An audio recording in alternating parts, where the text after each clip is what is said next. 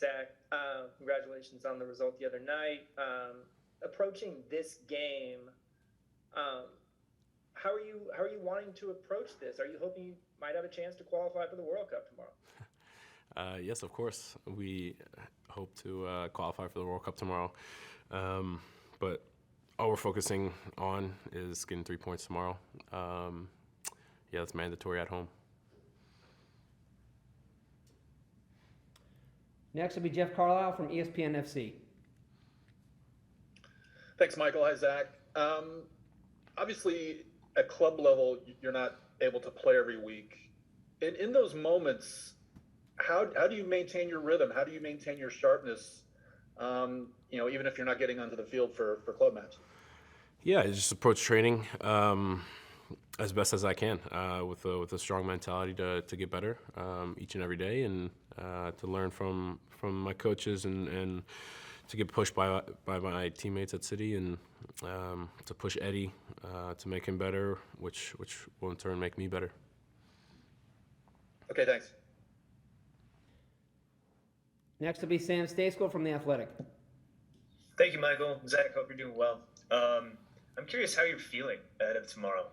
Obviously we're coming to the end of the qualification cycle. You guys have an opportunity to clinch a spot tomorrow night, potentially, but there's also pressure on the other side. So what are the emotions riding in, especially considering what happened last time around? How are you feeling about this opportunity? We're excited, man.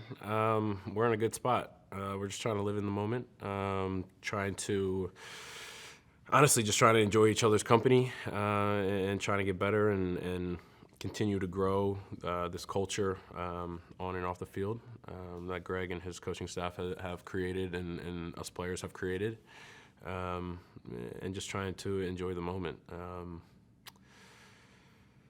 Yeah, it's a really cool opportunity that we have. Another game at home in sunny Florida, so things could be worse. Next will be Stephen Goff from The Washington Post. Hey, Zach, thanks for your time. What have you seen over the past 7-8 months, and even further back, on Greg's interest in and need to nurture depth and get more guys involved, which obviously will come in to importance tomorrow with so many players out? Yeah, I mean, it's been a long road. Qualifying's a lot of games and a lot of different camps, and guys have injuries, and different guys are called in all the time. I think we have a very good camaraderie in terms of whoever gets called kind of steps up and does their job, and we have a lot of depth. And you guys have seen that in the qualifying games, and it's exactly what we need, and that's exactly why we're here. We all want to win, we all want to compete, we all want to play, we all want to qualify for the World Cup, so we're willing to do whatever it takes. Next will be Jonathan Tannenwald from the Philadelphia Inquirer. Thanks, Michael, and thanks, Zach, for the time. Good to see you again. A lot of us wondered coming out of the game at the Azteca with the amount of energy that was expended, the altitude and everything else, sort of what the energy level would be of the players and such going into tomorrow night. You're with these guys, you're in the camp. What are you seeing in that regard? Thanks. I think we did exert a lot of energy with the high altitude and in the field and then travel. But I think we're all in a good place. We've done a good job to recover and get our bodies back and get our minds back. And yeah, we'll have training, get our legs moving, kind of get the flight out of us a little bit more, and then then the show gets started again tomorrow. So we're excited, and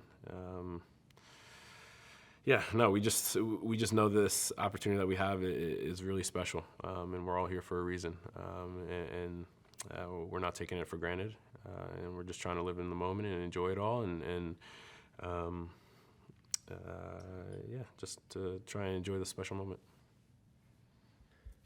Next will be Doug McIntyre from Fox. Thanks, Michael. Thanks, Zach, for doing this. Appreciate it, man. Panama drew the other night, obviously. How do you think that'll impact how they play against you tomorrow? I mean, maybe a different calculation for them. Thank you. Honestly, I'm not sure, to be honest. I know that they're going to come out and they're going for 3 points. And we got to go out there and play our game. We got to be disciplined and keep the ball, make them run. We got to stick together and weather the storm whenever it comes, because it always comes in a game, in CONCACAF for sure. But no, we know it's going to be a tough game. We weren't happy with how the game went down there, and we know the situation we're in, so we're focused on getting 3 points. Next will be Ron Blum from the Associated Press. Hey, Zach. Looking back to November, a couple of the guys said the game in Jamaica was kind of emotional level intensity letdown after the big win over Mexico in Cincinnati. What in your mind happened there, and what can you do to avoid something similar happening tomorrow? Yeah, Jamaica, it was a lot. After Mexico, a lot of energy, a lot of emotions in that game. And then going down to Jamaica, it was in the conditions, it was just a totally different atmosphere. And we knew it was going to be a tough game, an ugly game, and something we just had to grind through. And we got a point down there. It wasn't pretty. It wasn't easy. And yeah, we would have loved to get 3 points. But these are all situations that we can learn from. And this time, I think getting a point at Azteca, all the energy and emotions exerted there, we didn't get too high, we didn't get too low. Coming back to Orlando, we're all focused just kind of just to stay in the moment, focus on what we can control, and that's all about just getting our bodies back, getting our minds ready, and getting focused for tomorrow. Next will be Emily Olson from USA Today. Thanks, Michael. Hi, Zach. This cycle for you specifically has had a lot of ups and downs with the different camps you could be a part of and not. What does it mean for you to be able to be in this final window, being able to be with the group physically and around the guys trying to qualify? It's really special. This team is just a great group of guys. It's just the pool is just a great group of guys, and then the coaching staff. It's always fun to be here.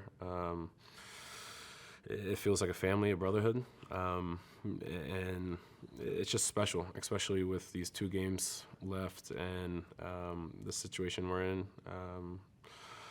Potentially, we could qualify for the World Cup tomorrow night on our home turf.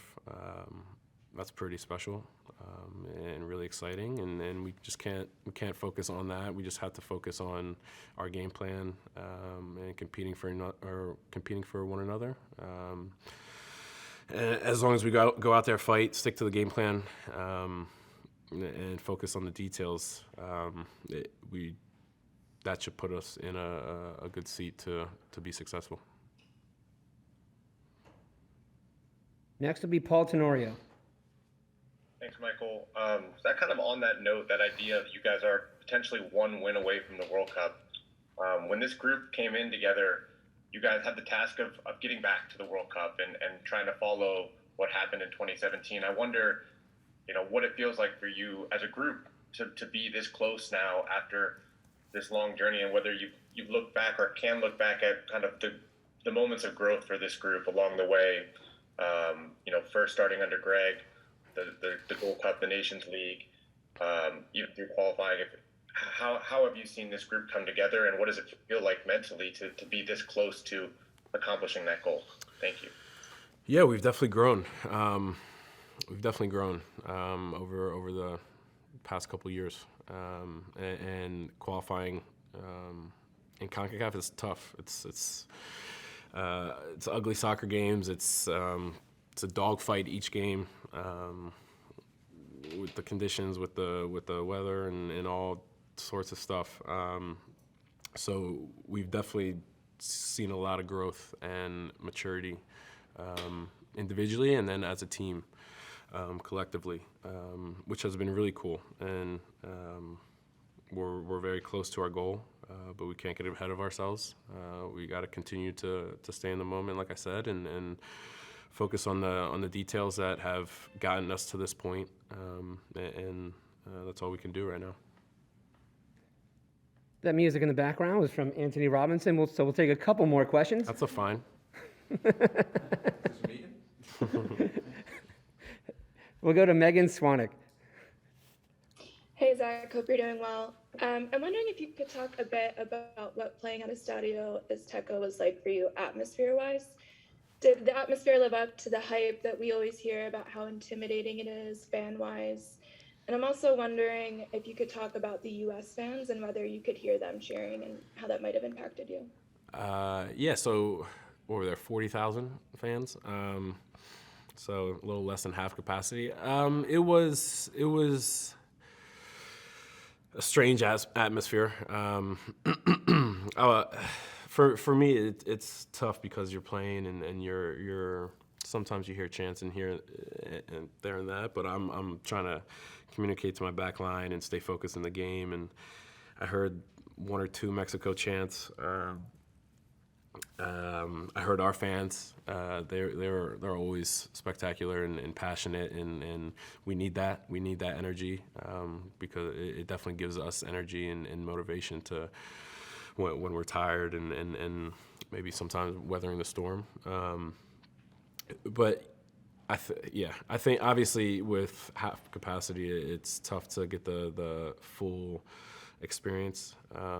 So I'm looking forward to that one day. We'll go to Claudio Villalobos. Thank you, Michael. Zach, I was wondering, I mean, in Mexico, you have the likes of Tecatito Corona and even Lozano. You know, those guys move around pretty much, and it causes any team a lot of trouble. In terms of the scouting you might have done, and Greg also with Panama, what's going to be like for you guys in defense to defend against a team that is so much needed of a victory after they lost the points back home? Thank you. Yeah, it's going to be tough. Every qualifying game in CONCACAF is tough, and we know that. We know what it's going to take to get points and to take that next step towards qualifying. And it's just about going out there and executing, sticking together and working for each other, and just communicating. And we know that they're going to come to get 3 points, and we're coming to get 3 points on our home turf and with our fans. And so we're excited for the challenge. Last question goes to Kyle Bond. Thanks, Michael. Hi, Zach. You've been talking a lot about how this is like a special opportunity for you guys, and you're really just trying to stay in the moment. Is there pressure to feel as well, given how much is riding on this game? And obviously the fans know about what happened 4 years ago. Do you guys feel that pressure as well as, the enjoyment of the moment? I would say every game comes with pressure, different pressure. And of course, we feel it. We're aware of the emotions, of our emotions going into it, and it's just about kind of putting those on the back burner and going out there and playing the game that we've been playing for our whole lives, and sticking together and using one another to